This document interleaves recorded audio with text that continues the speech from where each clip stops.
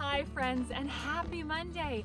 This week we're in Death Valley and we're visiting a spot I've actually shared with you before, but it's been a few years, and the last time I was here was for sunset. We came to shoot the night sky, and now I'm going to share sunrise at Badwater Basin with you. Come join me. We really wanted to get here for sunrise, and we definitely made it. It's pitch black, and we'll see if we can shoot anything, yeah? Yeah. Brr. As long as the skies are clear here, shooting the night stars at Badwater Basin is spectacular. But of course, before we knew it, the sun was about to rise. Well, we finally made it. The sun is just about to rise. It's no longer dark here at Badwater Basin. It was beautiful with the stars, but I think it's just as beautiful this morning, isn't it? Yeah, Although skies. Pink skies after a long, brisk evening. Yep. Check it out. Sunrises here in Death Valley offer a wide array of colors, from oranges and bright pinks to soft blue hues that richen up as the sun climbs over the mountaintops.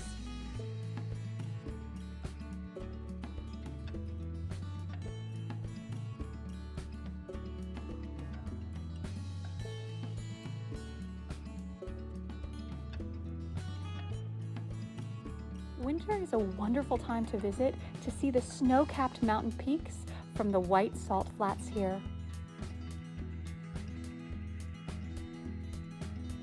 The history of these salt formations goes back thousands and thousands of years, when Lake Manly once covered this area, stretching nearly 100 miles long, and it's believed 600 feet deep. However, the lake completely dried up long before the arrival of the pioneering 1849ers. The lake had no outlet, so when it evaporated, it left behind the concentrated salt deposits we see today. And those deposits do stretch out all the way to Devil's Golf Course. The incredible salt flats here stretch nearly 200 square miles. And just past the parking area and the old wooden boardwalk, a short quarter-mile trek will bring you close to the pathway that takes you out the large, white, polygon-shaped salt formations. Now, to reach this spot, you have to plan on hiking at least a mile out, and then you can continue on from there.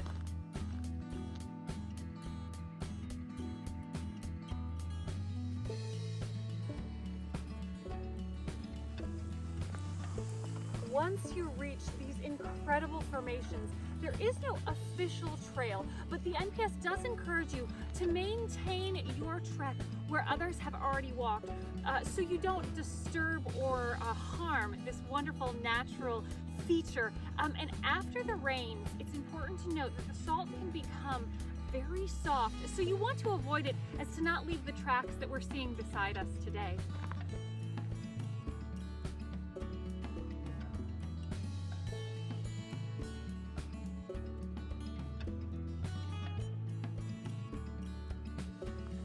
Badwater Basin feels like one of those special park stops that no matter how many times you visit Death Valley, you'll enjoy this place. Now, my first visit here was a mid-August day. It was 116 degrees. Still one of my most brutal hiking memories, and it was just this short walk. On a crisp day like today, it was actually, I think, 37 when the sun was rising. Any time of year you visit, it will be special. Always plan ahead though, and be prepared here in Death Valley.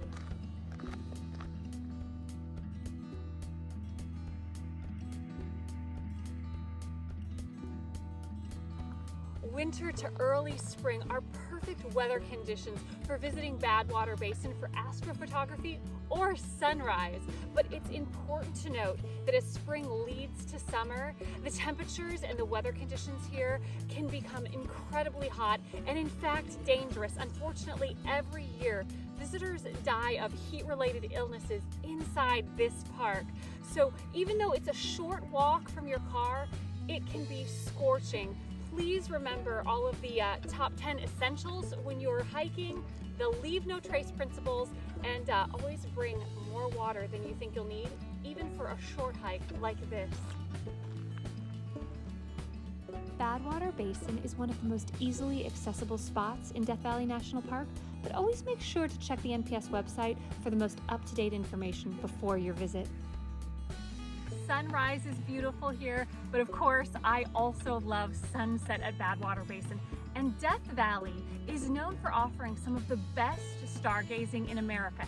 In fact, the International Dark Sky Association has designated Death Valley National Park as a gold tier dark sky zone, which is the highest rating of darkness.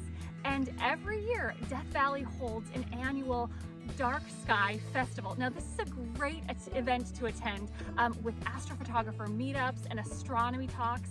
Details can be found on Death Valley National Park's website, so make sure to check that out.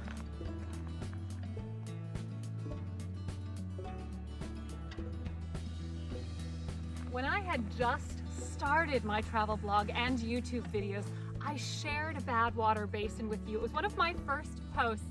Now, I hope that both my style and skills in sharing my adventures have grown a little bit over the past few years, but if you want to see one of my very first YouTube videos, I'll link the Sunset Badwater Basin video right here for you to check out.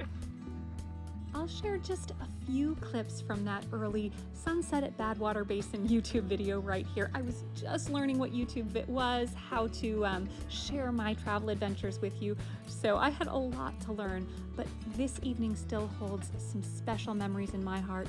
There had been a recent rain that was flooding Badwater Basin as I arrived, and this doesn't happen very often. So between the sunset, the water, and just the beautiful winter scenery, this is a favorite memory of mine here in Death Valley.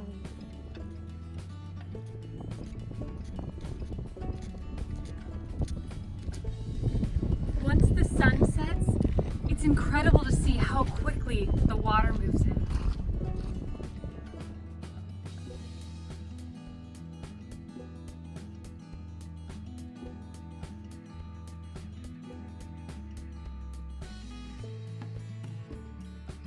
After it gets dark, the stars and moon come out. It's amazing here.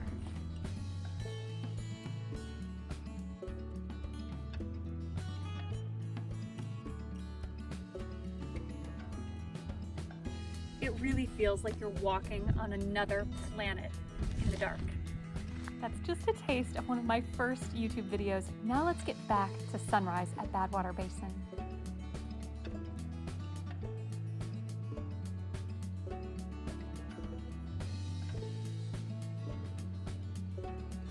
There are multiple information panels right off the parking area that give you fascinating information about Badwater Basin and Death Valley.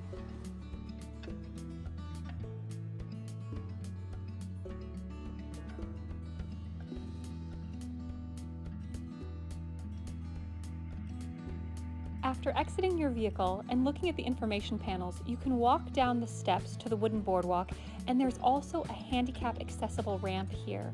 Then, if you turn and look up towards the mountains behind you, you can actually see a sign that marks the exact spot where sea level is to show you how much further beneath sea level you're standing here.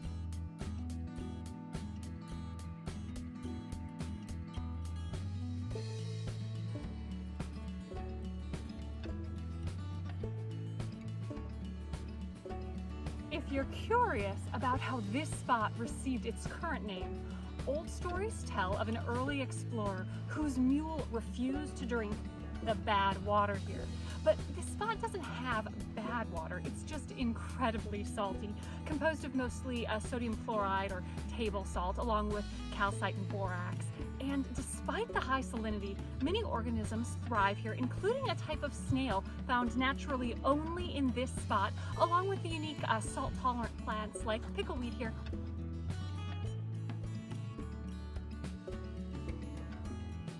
If you ever have the chance to visit after a recent rain or flooding of the Amargosa River, you might just be treated to a special natural phenomenon when both the ground water rising up through these deposits and water flowing from the surrounding waterways fills the area before it evaporates. It's actually one of my favorite national park phenomenons to see in person.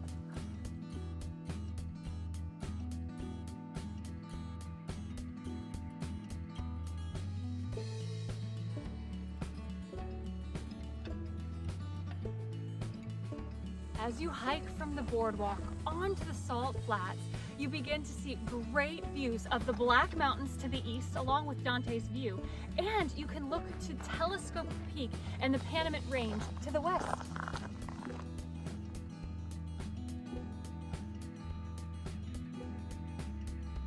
Did you know that Badwater Basin is the lowest point in North America at 282 feet below sea level? These salt flats are really impressive.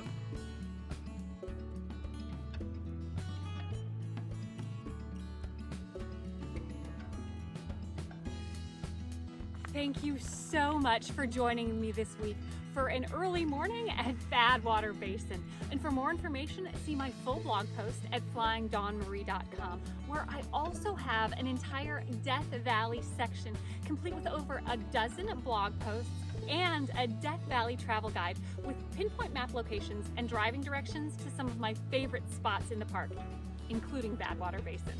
If you enjoyed this video, please hit that like button and subscribe. And until next week, I hope you find adventure and encouragement wherever you go. Bye.